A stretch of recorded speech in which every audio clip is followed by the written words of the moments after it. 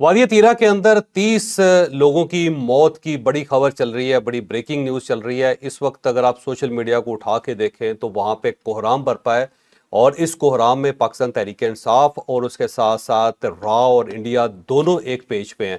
वादिया तीरा में हुआ क्या था, क्या वाकई 30 लोग मारे गए या नहीं मारे गए और इसके जिम्मेदार कौन है, क्या स्टेट ऑफ पाकिस्तान है, पूरी डिटेल आपको आज के वीलाग में हम देंगे।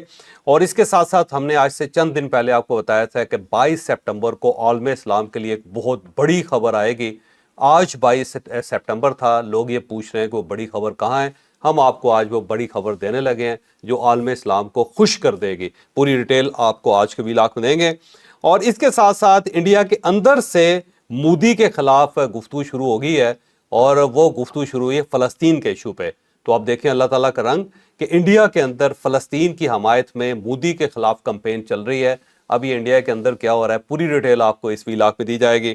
और इसके साथ साथ क्रिकेट से जो दो खबरें इस वक्त पूरी दुनिया में गर्दिश कर रही हैं और इंडिया के अंदर कोहराम बरपा है, वो दोनों खबरें आपको ज़्यादा डिटेल के साथ इस वीलाग में दी जाएगी। और इस वीलाग के आखिर में 3 बड़ी दिलचस्प किस्म की कहानियाँ फ़र्क साहब के पास हैं। और फ़र्क साहब का ख्याल ये है कि जब मैं ये कहानियाँ सुनाऊंगा तो सारी व्यूअरशिप इनकी तरफ चली जाएगी। आज ये मुकाबला है, देखते हैं कि ये कामयाब होते हैं या हम कामयाब होते हैं। बहरहाल वीलॉग की तरफ जाने से पहले मेरी आपसे रिक्वेस्ट है कि चैनल को सब्सक्राइब जरूर कीजिएगा और ये जो बेल आइकन है उसको जरूर प्रेस करें ताकि नोटिफिकेशन आपको मिलता रहे। और ये याद रखें कि अच्छी बात सदका जारिया होती है। अगर आपको ये वीलॉग अच्छा लगे तो किसी न किसी के साथ जरूर शेयर कीजिएगा। और हमने अपना कॉलम 0 पॉइंट ऑडियो फॉर्म में लॉन्च कर दिया है, आप इस लिंक पर क्लिक करके अब हमारा कॉलम सुन भी सकते हैं।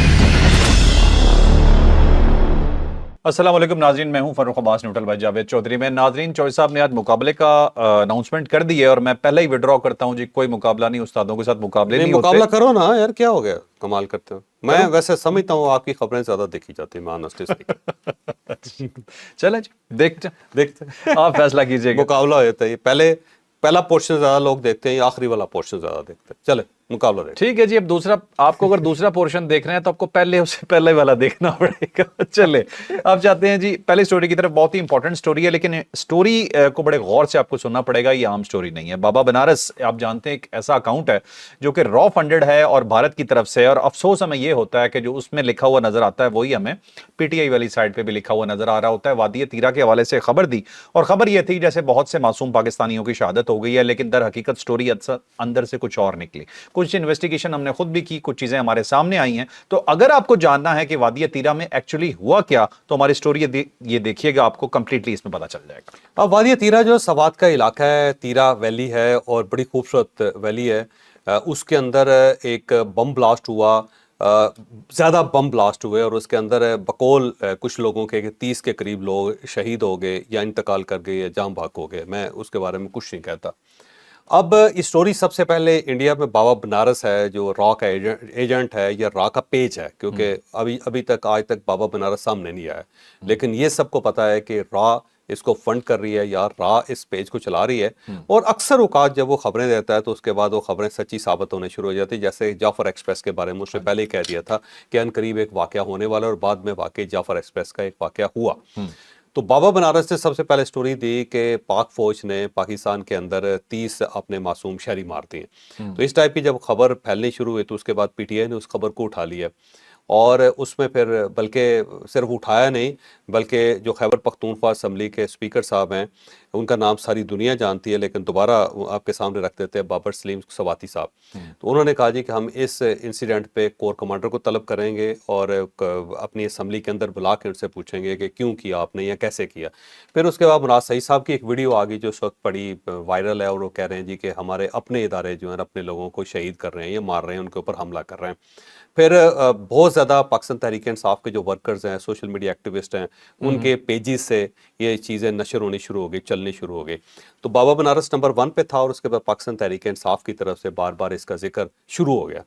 और अब इन दोनों का क्लेम क्या है? अब 2 वर्जन है। जो एक वर्जन है जो मैं बाद में बताता हूँ, जो स्टेट का वर्जन आप कह लें या फिर इंडिपेंडेंट वर्जन कह लें आप, और जो इनका वर्जन है वो मैं आपके सामने रखता हूँ।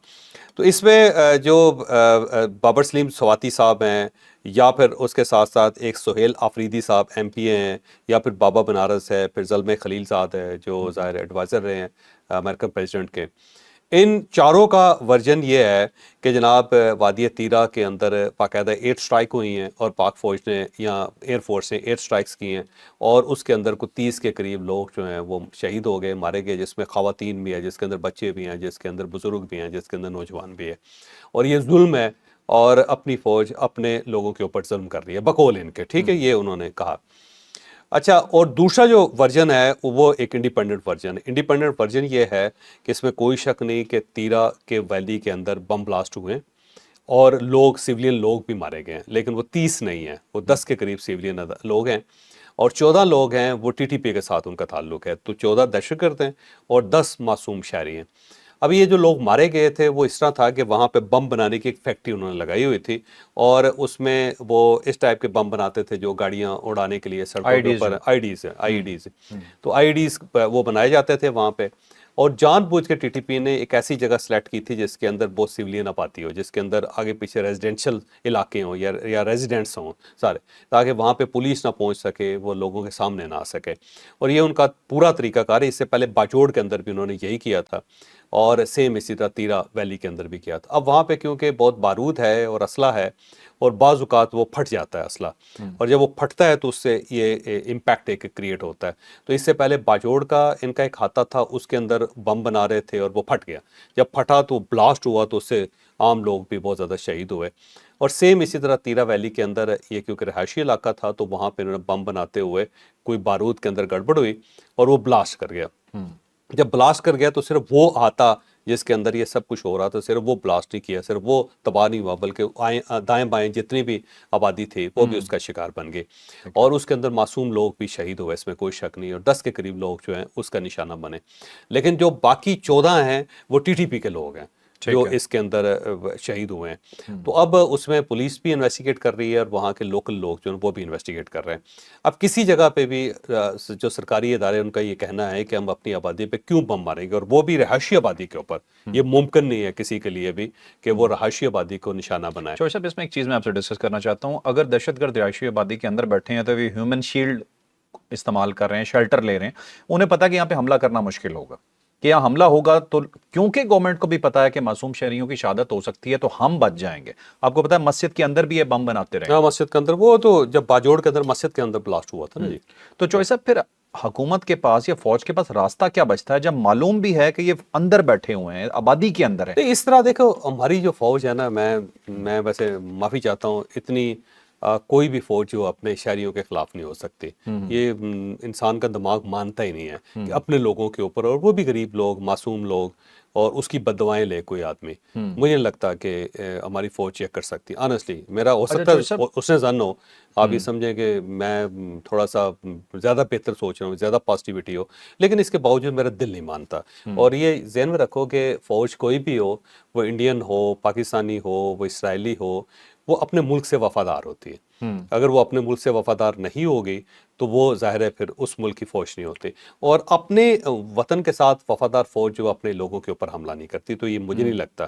لیکن اب اگر فرض کریں کہ وہاں پہ ہے بھی، تو پاکستان اسٹیٹ کے پاس تو بڑے آپشنز ہیں نہیں، وہاں پہ پہنچنے کے، وہاں پہ ٹارگٹ کرنے کے، وہاں پہ لوگوں کو پکڑنے کے، وہاں ان کے انکاؤنٹر کرنے کے۔ چوہر صاحب، جو آپریشن ہوتا ہے اور فوج کہتی ہے کہ علاقے کو خالی کر دیں تو پی ٹی آئی اسے سر پہ اٹھا لیتی ہے اور ایک مدعا بنا دیتے ہیں کہ ہم علاقے چھوڑ کے نہیں جائیں گے، آپریشن ہے۔ لیکن اب یہ دیکھیں کہ اگر دہشت گرد اندر بیٹھے رہیں اور آپریشن ہو تو اس طرح کا جو نقصان اگر کہیں پہ بھی ہوتا ہے، بے شک بارود ان کا پھٹ رہا ہے، دہشت گردوں کا بارود پھٹ رہا ہے، لیکن پاکستان کے آپریشن کو یہ یا اس کی آپشنز کو لمیٹڈ کر دیتے ہیں کہ دہشت گرد پتہ بھی ہے کہاں ہے اور حملہ ہی نہیں کر سکتے۔ اب دیکھیں، ویسے ایئر سٹرائکس کے بارے میں بڑی آسانی سے پتہ لگ سکتا ہے۔ اگر فرض کرے کہ ایئر سٹرائک ہوا ہے تو کوئی نہ کوئی میزائل مارا ہوگا، کوئی راکٹ مارا ہوگا نا جی، اس کے ٹکڑے ہوں گے نیچے۔ ہاں جی۔ تو اگر آپ لوگوں تک پہنچ گئے ہیں، وہاں پہ آپ نے مردے اٹھا لیے، میتیں اٹھا لی، ان کے آپ نے جنازے پڑھ لیے، آپ نے ملبہ دیکھ لیا، تو وہاں سے راکٹ بھی نکال لیں۔ پی ٹی آئی سے کیوں نہیں پوچھتے کہ یہاں پہ دہشت گرد کر کیا رہے تھے؟ تمہاری حکومت ہے یہاں پہ، وہ احاطہ پی ٹی آئی یا اس کی ایم پی اے کو یہ تو پتا ہے، یا یہ تو وہ الزام لگا رہے ہیں کتنے لوگ شہید ہو گئے، تو اس ایم پی اے کو یہ کیوں نہیں پتا تھا کہ یہاں دہشت گرد موجود ہیں؟ بہرحال یہ انویسٹیگیشن ہونی چاہیے۔ چلیں مراد سعید صاحب کو بلا کے انہیں سے انویسٹیگیشن کروا لیں کہ آپ آئیں اور آ کے چیک کر لیں کہ کیا واقعی یہ ایئر سٹرائک ہوئی ہے یا نہیں ہوئی، یا بم بلاسٹ ہوا ہے، تو پتہ چل جائے گا۔ دوسری بات یہ ہے کہ اگر واقعی ایئر سٹرائک ہوئی ہے تو سیٹلائٹ سے اس کے امیجز نکل آتے ہیں، تو انڈیا تو اس وقت ظاہر ہے بڑا اینٹی پاکستان فوج ہے، تو وہ امیجز نکال لے بھائی، ساتھ یہ سوال بھی کریں کہ دہشت گرد یہاں پہ آئے کیوں تھے، آئے کیوں تھے اور ٹی ٹی پی کا کیا تعلق ہے یہاں کیا سے؟ تعلق ہے یہاں سے. بالکل ٹھیک. چلیں جی اب چلتے ہیں نیکسٹ سٹوری پہ جی. بہت ہی امپورٹنٹ سٹوری ہے جی بھارت کے حوالے سے، اور یہ ڈسکس ہم اس طرح سے کریں گے جی کہ نریندر مودی کو صرف ہم ہی چترول نہیں کرتے، اس کے اپنے جو گھر والے ہیں وہ بھی اس کے ساتھ بہت کچھ کر رہے ہیں. اور ابھی ایک بہت بڑا بیان سامنے آیا ہے، اور بیان بھی ایک ایسی پالیسی پہ سامنے آیا ہے جو بھارت نے اس وقت اپنی ٹاپ پہ رکھی ہوئی ہے. اسرائیل کے ساتھ اگر کوئی دنیا میں ملک کھڑا ہے نا امریکہ کے علاوہ، تو وہ صرف بھارت ہے. اس پالیسی پہ اس کے ملک کے اندر اس کے ساتھ کیا ہو رہا ہے، یہ ڈیٹیل سے سٹوری جانیے. اب یہ اسرائیل کے ساتھ صرف بھارت نہیں کھڑا ہوا بلکہ پاکستانی بھی کھڑے ہوئے. میں آپ کو بڑے مزدار بات کرتا ہوں، آپ کو شاید یہ جان کے حیرت ہوگی کہ جو اسرائیلی فوج ہے اس کے اندر 700 پاکستانی سولجر بھی ہیں. یہ کس طرح سے؟ لیکن وہ پاکستانی سولجر جو وہ قادیانی ہیں، ان کے دفتر اسرائیل کے اندر باقاعدہ لیگلی اجازت ہے ان کو کہ وہ اپنے دفاتر بنا سکتے ہیں. لہٰذا یروشلم میں ان کا آفس بھی موجود ہے، اور یہ وہ لوگ ہیں جو پاکستان سے بھاگ کے یہ اسرائیل چلے گئے تھے یا مختلف ملکوں کے اندر انہوں نے پناہ لے لی تھی، اور اس کے بعد یہ اسرائیلی فوج کا حصہ بن گئے. اوکے. تو پاکستان کا بھی ایک پورے کا پورا ایک ہم تو ان کو غیر مسلمان سمجھتے ہیں، وہ ہیں جو وہاں پہ اسرائیلی فوج کے ساتھ ہیں، اور وہ بھی چاہتے ہیں کہ پاکستان کو نقصان پہنچے. یہ ایک عجیب سی بات ہے ویسے، کہ کیونکہ جو قادیانی ہے نا وہ چاہتے ہیں کہ ان کی ایک سٹیٹ ہو، اور وہ سٹیٹ بنانے کے چکر میں وہ بہت کوشش کرتے ہیں. تو یہ اسی لیے اسرائیل کی مدد لے رہے ہیں. جس طرح انڈیا اسرائیل کی مدد سے پاکستان کو نقصان پہنچانا چاہتا ہے، بالکل اسی طرح قادیانی بھی اسرائیل کی مدد لے کے پاکستان کو نقصان پہنچانا چاہتا ہے. اور یہ پاکستان سے ریلیٹڈ جتنی خبریں ہوتی ہیں نا جی کہ یہ ہو رہا ہے وہ ہو رہا ہے، یہ اسرائیل کو وہ لوگ دیتے ہیں جو وہاں پہ بیٹھے ہوئے ہیں. بہرحال اب یہ پرینکا گاندھی ہیں جو راجیو گاندھی کی بیٹی ہیں، اور راہل گاندھی کی بہن ہے، اور سونیا گاندھی کی بھی بیٹی ہیں. انہوں نے ایک کل گفتگو کی ہے، اس میں انہوں نے کہا کہ جو نریندر مودی ہے یہ اخلاقی بزدلی کا مظاہرہ کر رہا ہے. بلکہ انہوں نے کہا کہ دیکھیں 18 نومبر 1988 کو ہم نے فلسطین کو آزاد ملک تسلیم کر لیا تھا، اور انڈیا نے بہت شروع میں جب فلسطین کی آزادی کا اعلان ہوا تھا تو ایک سٹیٹ بنی تھی فلسطین کی، تو انڈیا شروع کے ملکوں میں ہے جنہوں نے اسے آزاد ملک تسلیم کر لیا تھا. لیکن اب نریندر مودی نے اس کو ریورس کر دیا. اب وہ پچھلے 20 ماہ سے پیچھے ہٹ گیا ہوا ہے، اور اب وہ فلسطین کو آزاد ملک نہیں سمجھتا، اور وہ اسرائیل کے ساتھ کھڑا ہے اس وقت، اور اسرائیل کی مکمل حمایت کر رہا ہے. تو اس پہ انہوں نے کہا ہے کہ یہ بڑی بزدلی ہے، اخلاقی بزدلی ہے، ہمیں تاریخ کو ریورس نہیں کرنا چاہیے. تو اب اس ٹائپ کی آوازیں جو ہیں وہاں انڈیا کے اندر بھی شروع ہو گئی ہیں. اب صرف برطانیہ، آسٹریلیا یا پرتگال یا پھر نیوزی لینڈ یا باقی ملک نہیں ہیں، جو فرانس نہیں ہے، جو اس وقت فلسطین کے ساتھ کھڑے ہیں. بلکہ آنے والے دنوں میں ویسے 150 ملک ہو جائیں گے جو اس وقت فلسطین کی سپورٹ کر رہے ہیں. یہ دیکھیے گا ڈکلیئر ہو جائے گا 150 ملک، 150 ملک.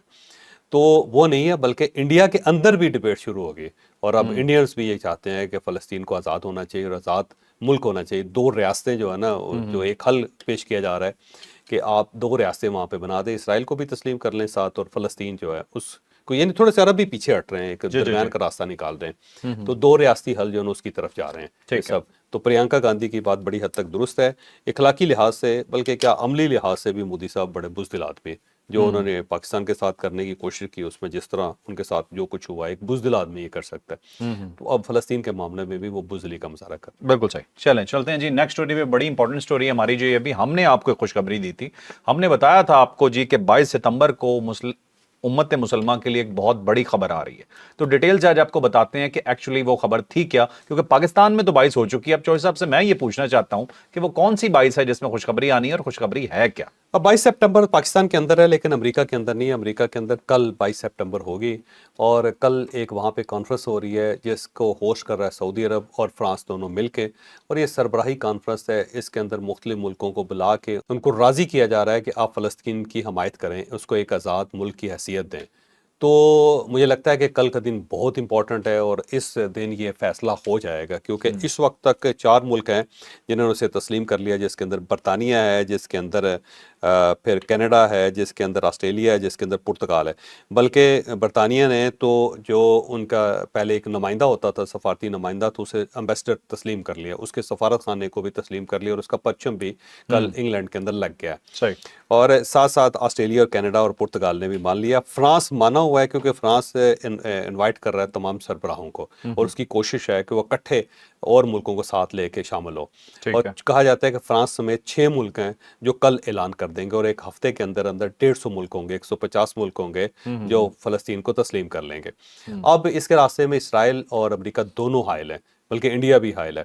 لیکن جو امریکہ ہے اس کے پاس ویٹو پاور ہے, اور جب بھی کسی ملک کو یو این تسلیم کرتا ہے یا اسے اپنا ممبر بناتا ہے تو اس سے پہلے سلامتی کونسل سے اس کی اجازت لینی ہوتی ہے. اب سلامتی کونسل کے اندر 5 ملک ہیں جن کے پاس ویٹو پاور ہے. 4 ملک جو ہیں اس وقت فلسطین کے ساتھ کھڑے ہیں. امریکہ جو فلسطین کے انگیز جا رہا ہے اور جب بھی قرارداد پیش کی جاتی ہے تو اس کو ویٹو کر دیتا ہے.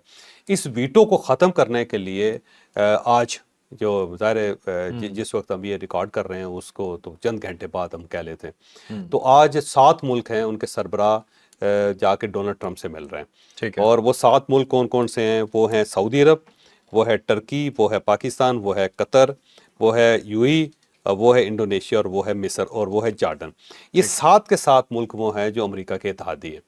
اور اب 7 ملکوں کے سربراہوں کا وہاں جانا, اس کا مطلب یہ ہے کہ آپ کے سارے اتحادی جو نا آپ پہ وزن ڈال رہے ہیں کہ آپ مہربانی کر کے ویٹو نہ کریں اس کو.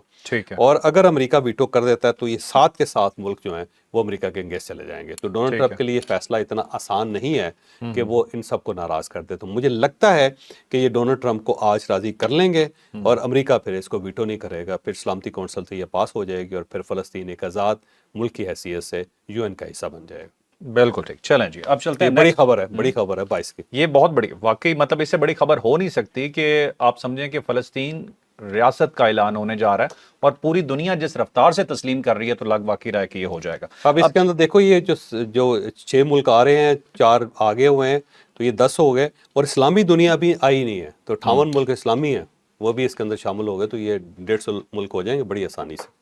بالکل ٹھیک. چلیں جی نیکسٹ سٹوری ہماری جی بہت امپورٹنٹ, وہ ہے جی ہمارے 2 شہزادوں کی سٹوری. میں تو جی پوری طرح سے ان کے حق میں ہوں. صاحبزادہ فرحان اور حارث رؤف, ان دونوں نے کر دیا جی کمال. میچ ہم نہیں جیت سکے, ڈیفینیٹلی بیڈ پرفارمنس تھی, ہم اسے کبھی بھی اچھا نہیں کہیں گے, لیکن جو بھارت کو جواب دیا یہ جواب میچ کا نہیں تھا, یہ جواب اس چیز کا تھا جب آپ کرکٹ میں سیاست لے کے آئے. جب سوریا کمار یادو نے پہلے ہی دفعہ مطلب اسے باقاعدہ وہ پلان کیا گیا تھا, اینکر نے سوال کیا تھا اور کچھ کہنا چاہتے ہیں, انڈین اینکر تھا تو ظاہری بات ہے ان کا پہلے سے ملی بھگت تھی. تو سوریا کمار نے کہا جی ہم پہلگام کو ڈیڈیکیٹ کرتے ہیں اپنی یہ جو جیت ہے, جو پہلا میچ جیتے تھے, اور دوسرا ہی ساتھ انہوں نے کہا جی کہ ہم یہ اپنی فورسز کو ڈیڈیکیٹ کرتے ہیں کہ ہمیں امپریس کرتے رہیں. بیٹا امپریس نہیں, ڈپریس کیا تھا انہوں نے آپ کو, ابھی تک آپ سے وہ ہضم نہیں ہو رہا. تو اس کا جواب ہمارے لڑکوں نے دیا, اور لڑکوں نے کیا جواب دیا جی, جواب بڑا مزیدار تھا. ڈیٹیل سے سٹوری بتائیں گے جاوید جوش. اب میں جواب کی طرف آتے ہیں, پھر اس کے بعد میرا جو ورژن ہے وہ آپ کے سامنے رکھتا ہوں. ایک تو صاحبزادہ فرحان ہے, اوپنر ہے, 58 رنز انہوں نے بنائے. 50 رن بنانے کے بعد انہوں نے کوئی ایک عجیب سا اشارہ کیا جیسے کہ گن چلائی جاتی ہے بیٹ کے ساتھ, اور اس پہ انڈیا میں بڑی آگ لگی کہ یہ دیکھیں یہ ہمیں گن دکھا رہا ہے اور ایسے لوگوں کے ساتھ کرکٹ نہیں کھیلنا چاہیے, اس کا بائیکاٹ کریں. تو بڑی کمپین اس وقت وہاں پہ چل رہی ہے, وہاں میڈیا بہت شور کر رہا ہے. اس کے ساتھ ساتھ حارث رؤف ہے, وہ ظاہر باؤنڈری پہ کھڑے تھے, اور جب پیچھے سے انڈین بہت زیادہ ہوٹنگ کر رہے تھے تو اس نے ایسے کر کے نا جہاز کی بنائی اینگل کے, یہ جیسے جہاز گر رہے ہیں, پھر انہوں نے 6 کا بنایا اس طرح کر کے, پھر ایک 0 بنایا کہ 6-0 ہیں. اب اس کے اوپر بھی بڑی آگ لگی, وہاں پہ بھی ذرا خاموشی طاری ہوگی, اور جو پاکستانی نعرے بازی شروع کر دی, رافیل رافیل اس ٹائپ کی نعرے لگ رہے تھے, تو نعرے لگنے شروع ہو گئے. تو اس کے بعد ظاہر بلے بلے ہوگی پاکستانیوں کی, اور انڈیا کے اندر اس کے اوپر بہت زیادہ ڈیبیٹ چل رہی ہے کہ دیکھیں جی ہمیں بولی کر رہے تھے اور ایسا نہیں ہونا چاہیے. اب دیکھو ایک ورژن آپ کا ہے جس کا آپ نے ذکر کیا اور آپ اس کو ٹھیک سمجھتے ہیں, لیکن میں ویسے معذرت چاہتا ہوں, ہم نے اپنی کرکٹ ٹیم وہاں پہ جہاز کے اشارے بنانے کے لیے یا یہاں پہ 6 اور 0 بنا کے دکھانے کے لیے یہ نہیں بھیجی تھی, ہم نے جیتنے کے لیے بھیجی تھی, وہاں ہم نے کرکٹ کھیلنے کے لیے بھیجی تھی. تو ہمارے کھلاڑی جتنی حرکتیں یہ کرتے رہے اس سے زیادہ اگر وہ اپنے کھیل پہ توجہ دیتے تو آج پاکستان کی بے عزتی نہ ہوتی. تو یہ اس ٹائپ کی جو حرکتیں ہیں نا کہ جی آپ اپنی قوم کو خوش کر دیں, یہ بیسیکلی ڈائیورژن ہے کہ لوگ ہماری کارکردگی کو بھول جائیں, اور یہ دیکھیں جی کتنے بڑے شہزادے ہیں, انہوں نے وہاں پہ جہاز کا ایک اینگل بنا دیا اور ساتھ ساتھ انہوں نے 6 دکھا کے 0 دکھا کے تو میلہ لوٹ لیا. بھائی آپ کو اس کام کے لیے نہیں بھیجا تھا, آپ نے وہاں پہ کرکٹ کھیلنی تھی اور اس میں آپ بری طرح ناکام ہوئے. تو میں ویسے اس چیز کے خلاف ہوں آنیسٹلی, اس لیے نہیں کہ اخلاقی لحاظ سے انڈیا نے غلط حرکت کی تھی یا ہم نے غلط حرکت کی. میرا صرف سوال یہ ہے کہ کیا آپ کو جہاز بنانے کے لیے وہاں بھیجا تھا؟ मैच जीतने के लिए या आपको गन दिखा के इस तरह करने के लिए भेजा था। अगर इतनी ज़्यादा तकलीफ है तो आए ना आप एयर फोर्स में शामिल हो जाएं और जहाँ जहाज़ उड़ाएं, जाके मारें इंडिया को, या फिर आप आ जाएं पाक फौज में और लें क्लाशनकोफ जाके करें। ये आपको क्रिकेट खेलने के लिए भेजा भाई। सादा सी बात ये बनती है, जंग थोड़ी थी जो हम जीत जाते हैं। हद है यार। ठीक है, मैच था, ठीक है। क्रिकेट टीम बंद करें यार फिर यहाँ पे, ये तमाशा जो है ना क्रिकेट टीम के नाम पे लगाया। चौधरी साहब देखें, सिक हो गए लोग यार। मैच के अंदर तक आपकी बात 100% ठीक है, लेकिन वहाँ जो पे लोग जो टीवी के सामने बैठ के गाली दे रहे थे, गवर्नमेंट ने अपने खिलाड़ियों को कह के भेजा था हाथ नहीं मिलाना, कह के उन्होंने भेजा था, बकायदा हर चीज की फुटेज रिकॉर्ड हुई है ताकि यार वो हाथ का काम खत्म हो जाता अगर ये मैच जीत जाते। आपकी बात ठीक है। दूसरा, जब अपने खिलाड़ियों को ये कहेंगे कि तुम सियासत को घुसाओ खेल के, घुसाने दो, अगर जीत जाते हम तो इररिलेवेंट हो जाना था। आपकी बात फिर मैं मान लेता हूं, लेकिन जवाब बिल्कुल ठीक। ओ यार फिर क्रिकेट खेलो यार, वहां पे जाके मैं कहता हूँ जहाज बनाने गया यार, हद है यार। हम जहाज गिराएंगे अगली दफा भी गिराएंगे, मैच जीत गए। और मेरी रिक्वेस्ट है यार फील्ड मार्शल साहब से कि साहबजादा फरहान साहब को फौज में शामिल करें और इनको महाज पे भेजें, क्योंकि ये गन अच्छी चला लेते हैं, क्रिकेट इनके बस की बात नहीं। और साथ साथ ये जो हारिस रऊफ साहब हैं, इनको एयर फोर्स अपनी गोद ले ले और इनको जहाज दे के ना भेजे बॉर्डर पे, क्योंकि ये जहाज बड़ा अच्छा उड़ा लेते हैं। क्रिकेट इनके बस की बात है, ये अच्छा उड़ा लेते हैं। माफी मांगे इनसे, कहें भाई क्रिकेट आपके बस की बात नहीं है, एयर फोर्स ज्वाइन करें और आर्मी ज्वाइन करें। बिल्कुल ठीक है। चौधरी साहब का आपने वर्जन सुना, लेकिन मैं बड़ा इस मामले में क्लियर हूं को भाई खींच के रखो, कोई इशू नहीं। खींच के रखो, क्रिकेट नहीं खेलनी, वो भी खेल लेंगे, लेकिन ये जो जवाब है ये बड़े जरूरी होते हैं। सियासत डाली थी ना, क्रिकेट में सियासत डाली थी, आया जवाब मिर्ची लगी, यार जीत के डाली थी उन्होंने, जीत के दूसरी मरतबा भी जीत पे तवज्जो दो, क्रिकेट पे तवज्जो दो। मैं जीत जाएंगे चौधरी साहब, लेकिन इंडियंस को नहीं छोड़ना हमने, कोई भी ग्राउंड हो कहीं नहीं छोड़ेंगे। अच्छा चलते हैं जी नेक्स्ट पे। अब नेक्स्ट स्टोरीज जो हैं वो तीन बड़ी मुख्तसर किस्म की स्टोरीज हैं, लेकिन बड़ी जैसे कहते हैं ना मजेदार किस्म की हैं। चौधरी साहब से तबसरा भी लेंगे, लेकिन उसकी मोटी मोटी डिटेल आपको सबसे पहले बताता चलूं। एक तो ये चीज है जी, आपने कभी कोई ऐसा फल देखा है जिसका असर बम जैसा हो गया, कहीं पे वो आ जाए तो उसके बाद पता चलता है कि पूरा इलाका खाली हो गया? तो इंग्लैंड का एक इलाका है, लैथम इसका नाम है, और इस इलाके के अंदर अचानक पता चला कि बदबू फैल गई है और शिकायत लगाई गई पुलिस को। पुलिस ने आके इन्वेस्टिगेट किया तो पता चला कि कोई बदबू वगैरह नहीं है, सिर्फ एक बंदा यहाँ फल बेचता है, उसने वहां फल रखा हुआ है। उन्होंने कहा ये कौन सा फल है? तो पता चला जी डोरियन फ्रूट इसका नाम है, जनूब मशरकी एशिया का ये फ्रूट है। और इसके अंदर और भी वाकयात जुड़ गए। जब ये वाली खबर खुली तो पता चला कि 2020 के अंदर जर्मनी का एक पोस्ट ऑफिस था, वहां पे ये फ्रूट कहीं भेजा जा रहा था। जहां ये फ्रूट भेजा जा रहा था पूरा पोस्ट ऑफिस वहां पे खाली हो गया, 6 बंदों को अस्पताल जमा करवाना पड़ गया, उनकी हालत गैर हो गई। और उसके बाद ये इंडोनेशिया का जहाज उड़ते हुए जमीन पे उतार लिया गया क्योंकि उसके अंदर भी ये फ्रूट पड़ा हुआ था। ये बड़ा ही खतरनाक किस्म का कोई फ्रूट है। कुछ लोगों को ये फ्रूट बहुत ज्यादा पसंद है और कुछ लोगों को इसकी स्मेल से ही उल्टी आ जाती है। और ऑस्ट्रेलिया में 2 यूनिवर्सिटीज खाली हो चुकी हैं इस फ्रूट की वजह से। तो एक मुख्तसर सा तजिया पहले चौधरी साहब से लेते हैं कि इस फ्रूट के बारे में क्या ताल्लुक है भाई, इसमें मेरा फ्रूट के साथ क्या ताल्लुक है? मोदी को भिजवाते हैं ना, बदबू आ रही ना, खाए यार फल इस टाइप का जिसके अंदर बू आती है यार, वैसे आधा है। चलें अगली स्टोरी जी। अगली स्टोरी और भी जबरदस्त भारत के हवाले से कि जब आपके ऊपर असर इस चीज का बहुत हो जाए, जो मोदी साहब बहुत ज्यादा पीते हैं, मैं नाम नहीं लूंगा, सबको पता है, जान गए हैं मैं किसकी बात कर रहा हूं। वो अब हुआ ये जी कि गुजरात का एक शहर है, वहां पे एक खातून थी, उसने जी पूरी ट्रैफिक ब्लॉक कर दी, रोलर डाल दिया वहां पे, घंटों तक ट्रैफिक ब्लॉक हुई। वजह क्या थी? वजह ये थी उसने 20 रुपए दिए और 6 गोलगप्पे आने थे, गोलगप्पे वाले ने उसे 4 गोलगप्पे दे दिए। और वही माइंडसेट बीजेपी का, उन्होंने कहा जी हमने तो रोलर डाल देना है, ट्रैफिक ब्लॉक कर दी कि मुझे 2 गोलगप्पे कम क्यों दिए यार? वो सही किया उसने, उसका हक था 2 गोलगप्पे लेने। 6 की कीमत ये यार, आप 2 क्यों सैक्रिफाइस करें आप? ठीक कह रहे हैं। बहरहाल जी ये माइंडसेट बन चुका है, 2 गोलगप्पों के लिए घंटों ट्रैफिक ब्लॉक रही। अच्छा जी, अब उससे अगली स्टोरी जी। अब ये इंपॉर्टेंट तो नहीं कहूंगा, लेकिन ये इंडियन मेंटालिटी को शो करती है कि वहां पे विले लोग बहुत मौजूद हैं।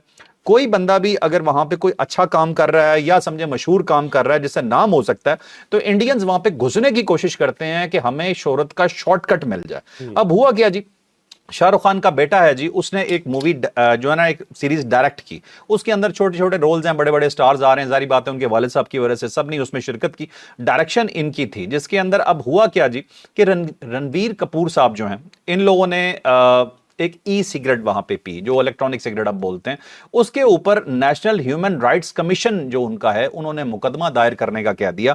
उन्होंने कहा जी ई सिगरेट पे जब पाबंदी है तो उसके बाद ये आपने किस तरह से इसे दिखा दिया। यार उसने ठीक किया। हाँ ठीक है, बिल्कुल ठीक किया। जब पाबंदी है तो पाबंदी। मैं आपको बता रहा हूं, प्रोहिबिशन ऑफ इलेक्ट्रिक सिगरेट 2019 का ये एक्ट है इंडिया में, इसके तहत इसे जनाब वहां से जी मुकदमा दर्ज करने के लिए पुलिस को बोल दिया गया। अब ये चॉइस आपका एंगल बिल्कुल ठीक है कि ई सिगरेट पे पाबंदी है तो क्यों हुआ, लेकिन क्या सिर्फ रणबीर कपूर पीता है? बाकी भारत के अंदर बिकती नहीं है क्या? भारत में नजर नहीं आती ये है क्या? पाकिस्तान के अंदर ही बिकती है यार। बिकती है, तो पाकिस्तान लेकिन में जब पाबंदी। आप अपने नाम को किसी के नाम के साथ जोड़ के शोहरत हासिल करने की अच्छा, कोशिश ठीक करो है। तो वो गलत है। अच्छा, ठीक है, तो ये है जी भारतीय मेंटालिटी, शॉर्टकट चाहिए, झूठ का सहारा चाहिए मशहूर होने के लिए। चीज ठीक भी होगी तो माशाल्लाह भारत कोई ऐसी चीज बन चुका है कि पैर डालेगा तो उसके अंदर गंद हो जाता है। तो लाइक से सब्सक्राइब करना आपने बिल्कुल नहीं भूलना। ये था आज का वीलॉग, इजाजत दीजिए, अल्लाह हाफिज, पाकिस्तान जिंदाबाद।